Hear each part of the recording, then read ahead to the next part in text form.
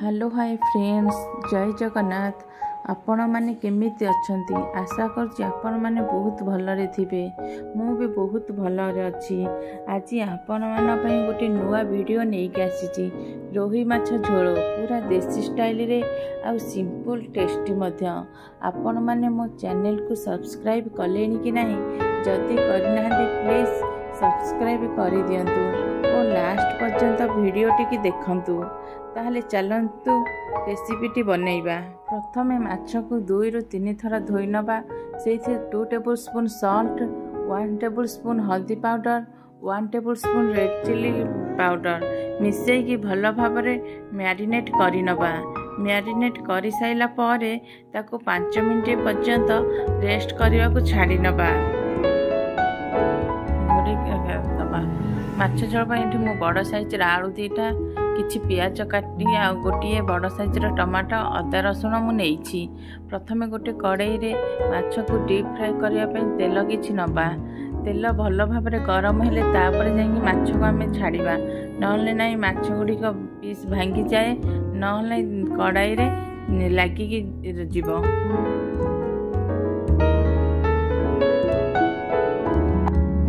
माछ को भल भाबे गोल्डन कलर क्रिस्पी हेला पर्यंत छाणीबा। एमती का सब तक माछ को छाणी दबा। माछ को छाणी दबा। माछ से तेल रे हम लास्ट आलू को छाणीबा।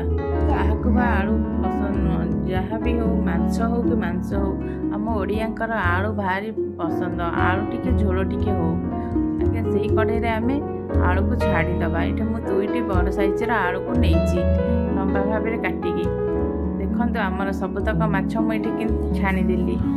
ये माछ देखिकी तो पखाल खावा को बहुत इच्छा। आपण मानक इच्छा होची कि नहीं? माछ छणा हेदेली, आलू भी छणा हो गला। से कड़े जेतिकी तेल बड़ी थिला आउ टिके मु 2 टेबल स्पून सोरिष तेल देदेली। सोरिष तेल दे साइला परे सेथिरे जीरा, सुखिला लंका, फुटण फुटेदेली। तापर एठी बड़ साइज पियाज काटिकी रखिथिले ताको पकेई दबा। पियाज को ये गोल्डन ब्राउन होला जाके भाजी नबा। गोल्डन ब्राउन होला परे तापर आमे गोटे spoon Kashmir red chili colour पकेइबा। रेड चिली कलर पकले हमर तरकारी बहुत सुंदर देखा जाए। तापर 1 टेबल स्पून हल्दी पाउडर दबा।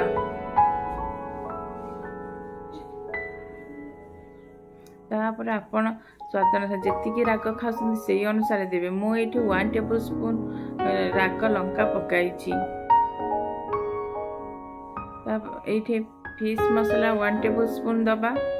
तापर बड़ साइज रो टमाटो। माछ झोल रे टमाटो अधिक देले टेस्ट लागे माछ झोलटी। तापर एठी 1 टेबल स्पून सॉल्ट दबा। 1 टेबल स्पून सॉल्ट दे साइला परे सेथे किछि पानी देकी मसला को भल भाव कसिकी घोड़ाई दबा। मसलाटी सीझी जीव। मझिरे मझिरे 2 मिनिट मझिरे एमती आम घोड़णी बाहर करके मसलाटी को कषि नौथबा, नहले तले लगी जाई पारे। मसला भल भाव कषि हो साइला परे देखो ऊपर आमर तेल आसला। तेल ऊपर आसला माने जानबे जे आमर परफेक्ट मसला है। से आम जहाँ आलू रखी था आलू को पकई दबा। कस्तूरी मेथी किछि पकईकी घोड़णी घोड़े कि 5 मिनिट रखा, कारण आलूटा सीझ। आलूटा सीझीगला मसला हो जाए, आलू हो आम पानी ढालिबा। आपणकर जेतिकी झोल दरकार आपण से अनुसार पानी ढालिबे। तो झोलटी फुटीगला आम छणा माछ को से ढाली दबा।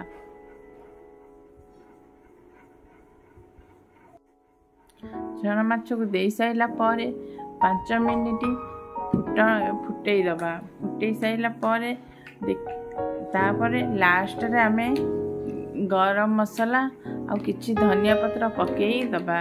हमर रेडी ही गला माछ झोल, रोही माछर झोल।